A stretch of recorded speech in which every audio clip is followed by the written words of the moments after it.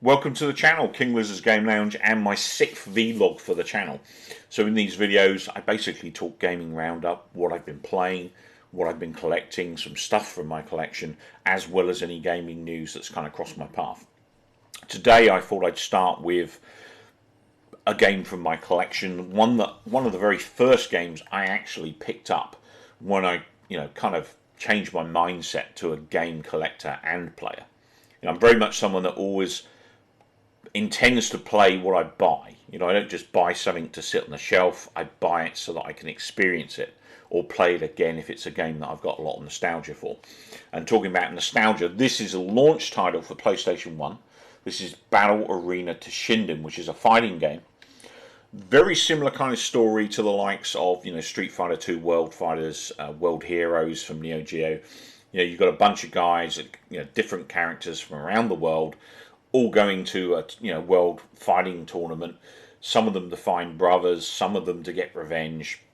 Very stereotypical type fighter that we've heard a million times before, right? But this one was actually done really well. It's a 3D fighter. You can actually move around the environment with, I think it was the shoulder buttons, if I remember rightly. It's been a while since I played this. And this was actually a really impressive game on PS1 on launch. And it's one that I would recommend, especially considering it's one of the few games that hasn't gone up massively in price. I've seen this selling for as little as £10, which is actually a really good deal. When I basically went into collecting games, which was around about 6 years ago now, I managed to pick this one up for £6. And it's in pretty good nick. It's not immaculate, but it's good, good condition. Nice condition disc, nice manual and stuff. And definitely one I'd recommend. In terms of fighting roster, there's quite a good variety. You've got 8 characters initially that you start with, but there are 4 more to unlock. Unless you're playing the PC version, in which case you can unlock Earthworm Jim.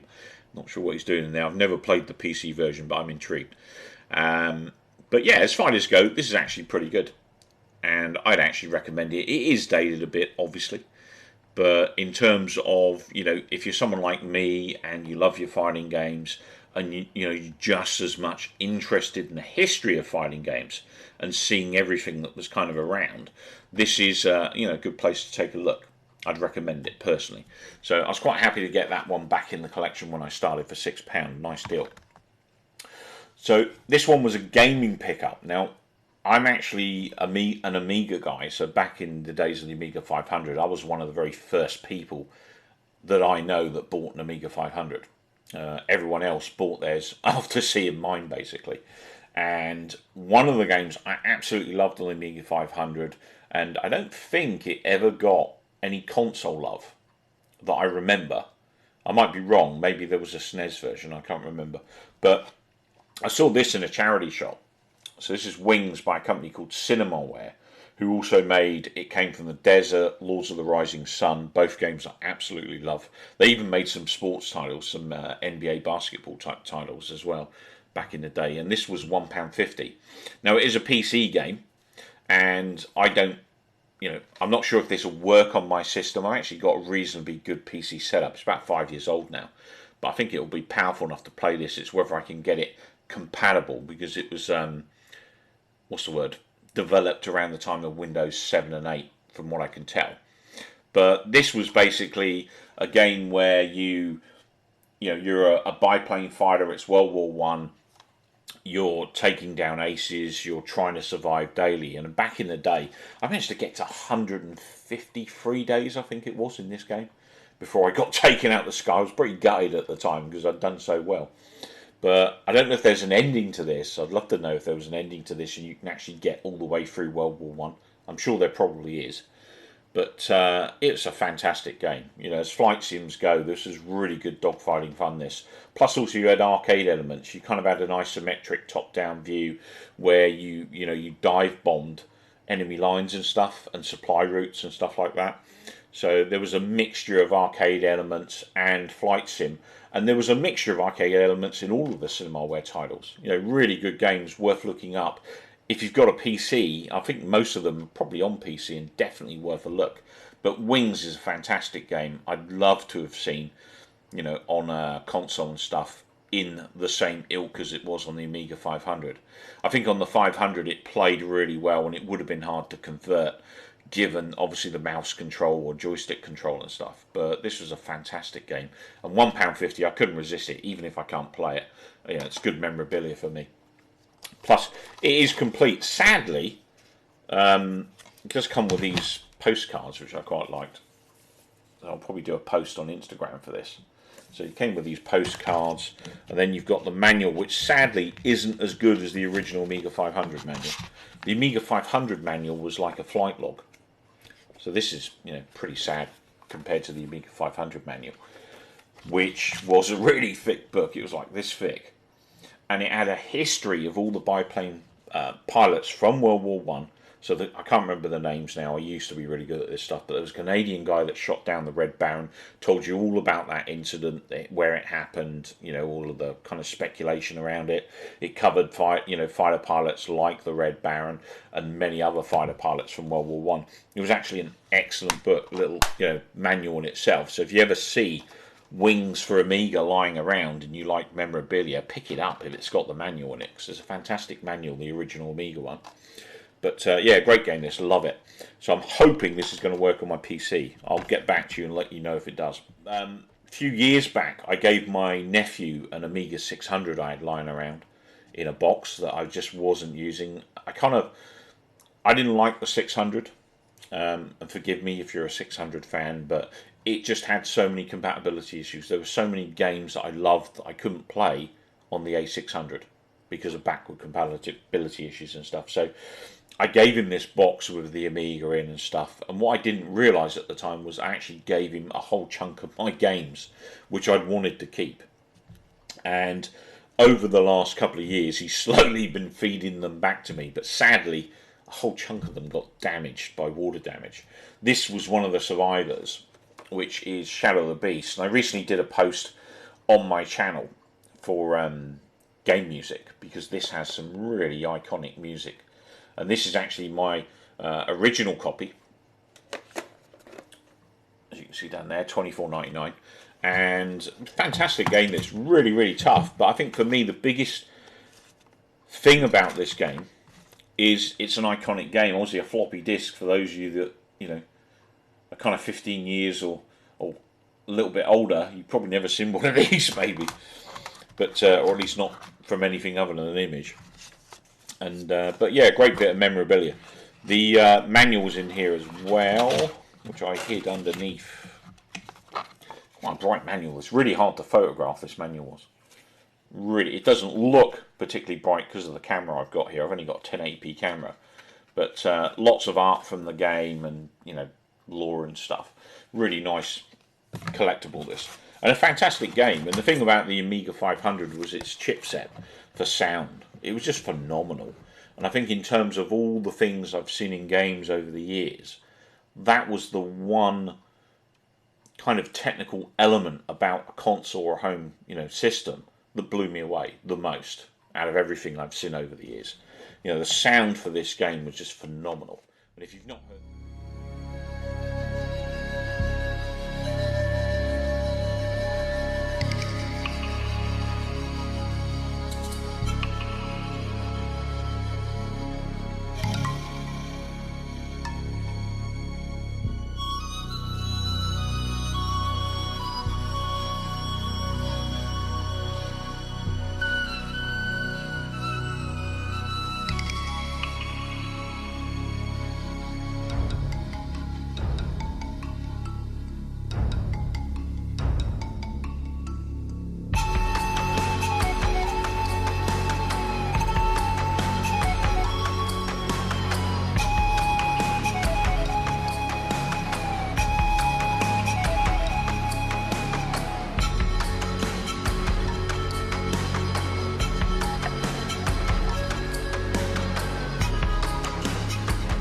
And if you've not heard the soundtrack, look it up, because it is a really great soundtrack, this Shadow of the Beast.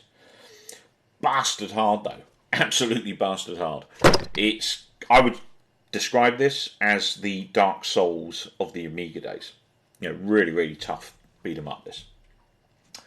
So another game I picked up, £2 and it's one that I've been talking to Cheap Retro Korean. Sinful plug here. This is one of his T-shirts I picked up from his newly created store. Great guy, great collection, and he gives you lots of tips about buying cheap games. So, Bouncer was a game I owned on PS2, never played it. And I think it's got RPG elements, but it's a fighting game as well. So it's something that kind of interests me and something I'd like to play again. And I found this one for £2 in a local thrift shop or charity shop. And so I'm looking forward to playing that. The other game I picked up, I actually already own The Evil Within on Xbox One and Xbox 360, but this is the limited edition.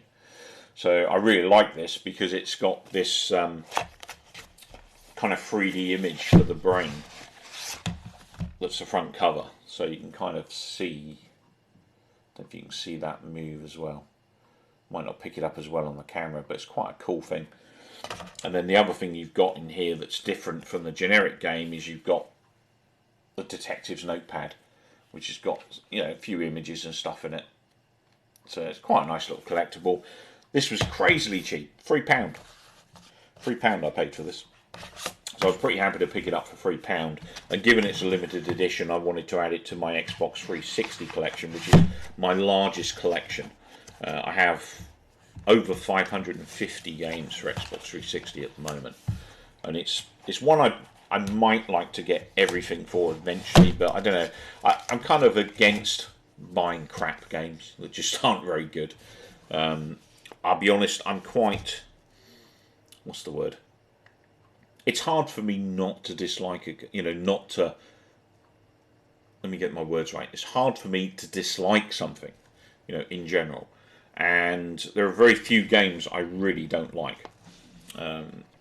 And maybe I'll go into those one day. But, you know, for me, I tend to buy a lot of stuff, and I always kind of see something good in it somewhere along the lines. I'm not one of these people that plays it, and because it's not what I play, I go, oh, that's crap. You know, that's not me. You know, I'll play it, and I think, well, actually, graphically it's nice, it's got this, but it's just not for me. You know, it's an RPG, there's lots of roaming around, there's lots of, you know, what do you call it, grinding and all that kind of stuff. But I think that too many people quite easily dismiss a game just because they don't, you know, it's not their thing. And I'm always mindful of the fact that people spend hours putting these things together for us, and they're bloody expensive to make these days.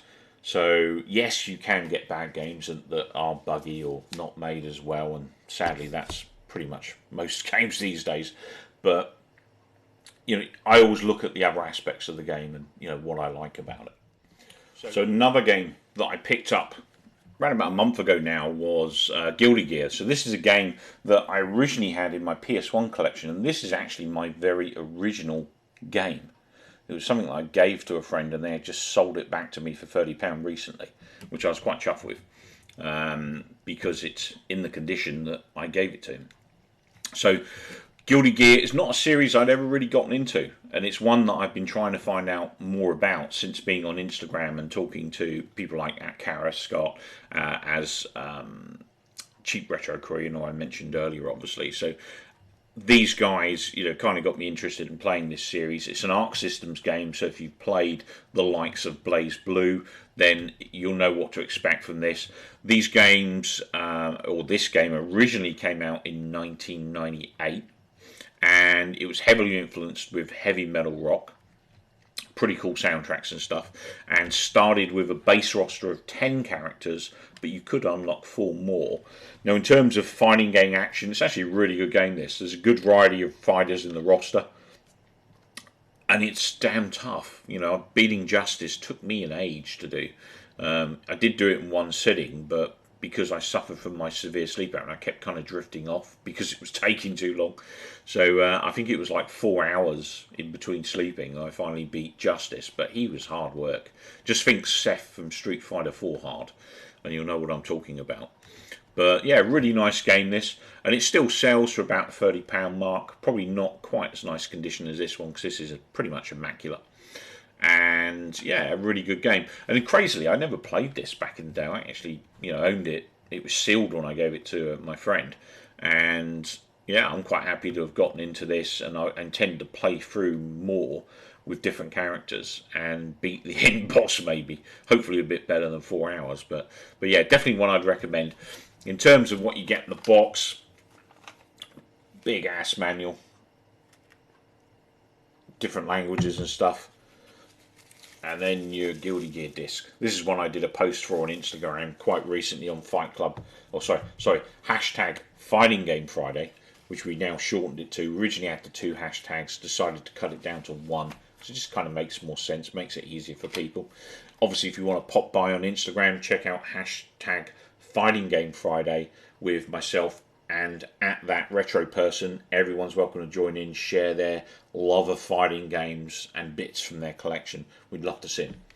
So Guilty Gear there, £30. Another one I picked this up for £1.50, and it's pretty much immaculate condition. So Time Crisis 2.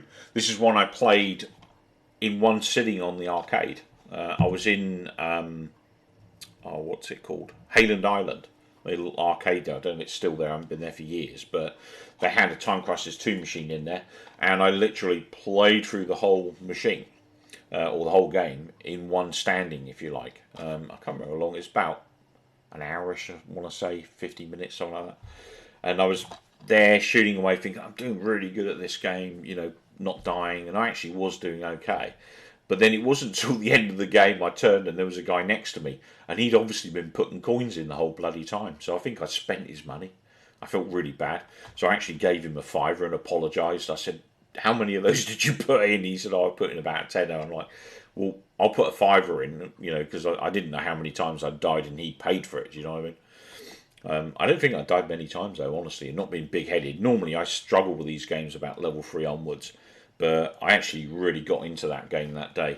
And this is a great shooter. I sadly don't have a GunCon 2, which is, I think, the gun that came out for this. So it's something I'd need a CRT TV for, and that's a long way away right now. But hopefully I can still play it with a controller, albeit it might be a little bit more difficult. But yeah, £1.50, nigh on immaculate. Pretty chuffed with that.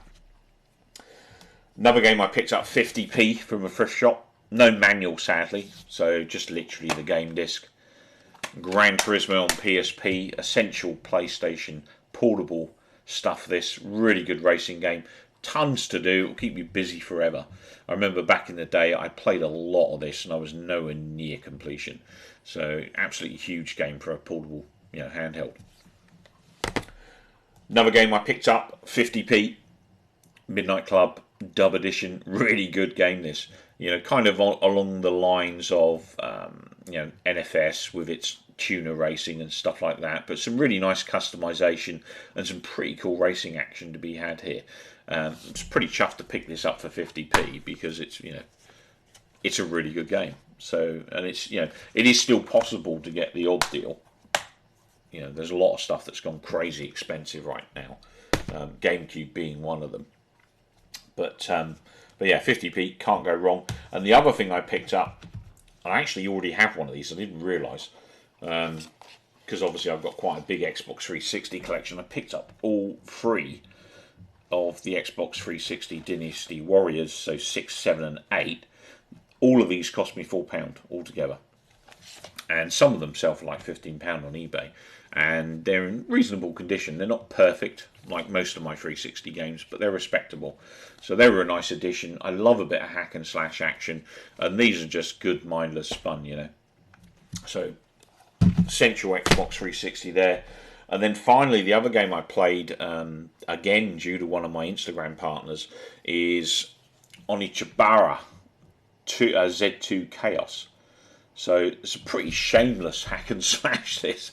So the lead characters are kind of walking around in bikinis, and you get all kinds of crazy shots of the body action. So that they'll get knocked over upside down and their butt crack will be stuck in the air and stuff like that. It's actually quite amusing to watch. But if you're into your wafu and things like that, you'll love this. You know, this is crazy. So women in bikinis slaying zombies. Now there is a first game which I also own on the Xbox 360, but I haven't gotten to yet. So the original Onichibara, which is pretty much more the same. I think this was just slightly tidier in its method. I played around about, I played about 3 levels, and probably the biggest gripe. The camera angles are bloody hard work on this. You just kind of zip around everywhere, and you can't always see what's going on. And there were a few elements where I was kind of looking for something, and because the characters themselves graphically are really nice, but the level design is very basic. You know, the level design looks very last gen, while the character design kind of looks acceptable for PS4. But it's quite good hack and slash action. It's absolutely batshit crazy. You know, don't play this looking for any kind of sense. If you like killing things with swords and zombies, and you like hot chicks and bikinis, you can't go wrong with this. This one I picked up brand spanking new at the launch of PlayStation 4. So this one from my collection I've had for a while, and this was £8 sealed. So I'm quite happy to pick this up because it's kind of climbing in price. So one of the games I've spent a lot of time with recently is Hades, which is now thankfully available on Xbox Game Pass as part of the service. Originally it launched on Nintendo Switch only, and also window titles eventually later, I think, but now it's available across all platforms. Now Hades is very much a roguelike dungeon crawler stroke hack and slash title. And when I say roguelike, I mean basically each time you go in and play, there's different enemies, different layouts, different scenarios. And you play Zagreus, who is the son of Hades, and you're trying to escape the underworld to the gods at Mount Olympus, who are your family. Now, during the course of your adventures, you'll get dropped gifts from the gods that might give you better power-ups for your weapons and stuff, which comprise of swords, gauntlets, bow and arrow, you know, all the typical type things you get in these sorts of games. I was actually surprised by this because someone I know really didn't get on with it, and typically we like very similar things. And when I got into Hades, I'd already heard a ton of stuff on Instagram about how great it was, and I was kind of a little reserved because other people were telling me other things. But I actually finally got into it through Game Pass, and I actually love it. I think graphically it's superb. I really love the cartoony type graphics, nice and sharp, high detail. I also really like the hack and slash action. It's a bit tough sometimes because obviously you're dependent being on it, being as it's a roguelike, on what you get, and sometimes you do get crap. And getting through the rest of the game is going to be damn tough, using some of the things that are given to you, but that's obviously the beauty of roguelike. Challenge wise, it is a really good challenge. Boss battles are pretty epic at times, and for me, I found them quite challenging. I've so far only managed to get through the first two bosses, one of which is a Hydra, which is pretty cool, and also Zagreus' lover. The other one I met was the Bull of Minos, or the Minotaur, and I was so close to beating him. Wait for Finn, and he got me. So I was really close to seeing the fourth level, but third's as far as I've got. Really good fun game, and I'm pretty addicted to it right now. When I turn the Xbox on, I just want to jump straight into that. And as a single player game, I struggle to stay awake with single player games. This one's actually action packed enough I can last about an hour and a half before I shut down. So it's quite a good game from that perspective because it's keeping me interested, which is actually pretty rare for me to be able to play single player games for that long.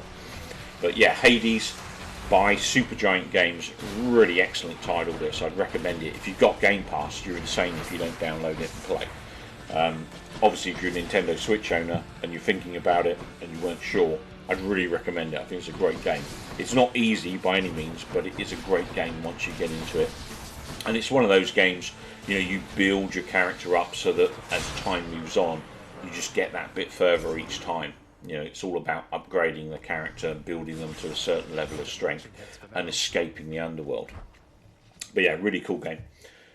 So another game I spent a lot of time with since my last vlog is Aliens FIRETEAM Elite, which was released on August 29th this year. And it's available on Xbox One, Xbox Series X, which is the platform I'm playing on, as well as PlayStation 4, PS5, and I think probably PC as well. So it's very much a third-person shooter. It's not a story-based game. There is a story to it, but it's very narrative-driven, and it's not particularly very deep. There are elements of intel that you collect, I think about 39 in the game, that kind of give you more lore about the Aliens universe that the developers created, which, by the way, is actually a very nice looking world. You know, you've got elements from all of the movies in here. You know, there's a heavy theme from Prometheus throughout the game as well, which I quite liked as a movie. You know, a lot of people didn't like the later movies. For me, I'm actually a fan of all of them. I think if you're a real Alien fan, you tend to like most of the movies. And, you know, there's elements of Covenant in here as well, which you'll see as the kind of, you know, story unravels itself. But like I said, you know, it isn't an intense story. It very much is kind of story light. The real star of the show here is the horde action on offer. You know, the number of enemy and stuff you're going to get thrown at you. This game very much uses the definition aliens, Fireteam Elite, and that's because it's trying to be very much like James Cameron's 1986 movie Aliens. And, you know, it does succeed with that. You know, it is a very much action-based alien game. And for me, I actually quite like this. Like I said, I've spent a lot of time with it. I've completed the campaign. It took around about 9 hours, I want to say, approximate. I did it mostly co-op with a friend, although I've been in and out of, you know, 3-person co-op as well as single player. As a single player game, it's doable in the normal mode. Once you start to get into the higher modes, it's pretty tough, you know, and to be honest, it's not a whole lot of fun on your own. It really isn't. And even with a group of competent players, we're actually struggling on the second level of, you know, the third level of hardness in the game. So, you know, it offers a real challenge. If you're the kind of person that gets really deep into a game, there's a lot of different hardnesses here for you to play with. For me, I just kind of wanted to experience the campaign and get on to Horde. Now, the first issue with the game is that when you load the game, you can't play Horde. You've got to finish the campaign completely before you can access Horde mode. So some people might gripe about that. The other issue is that when you get to Horde mode, there's one map, just one. And, you know, for a game that I perceived personally as being a Horde experience, obviously one map is a bit lackluster. So from a Horde perspective, the game's quite limited right now. However, they are going to add new maps to the game as time goes on. Gun-wise, there's a lot of guns in the game. I'm actually really impressed with the number of guns they've added to Aliens Fireteam Elite. They've also added some synths in updates and stuff as well. The cosmetic side of things, as I was saying earlier, you can get gun skins, you can get armor skins, you get different headwear for your characters, that kind of stuff. There's a reasonable amount of customization in here. Not really my thing, but the thing I do like about the way they've done it in this game is that it's not hidden behind a firewall that you're never going to be able to afford with real money. You know, all of the stuff that I've seen in the game, you can earn. You know, you might have to grind a bit, but you can get it eventually, which I like.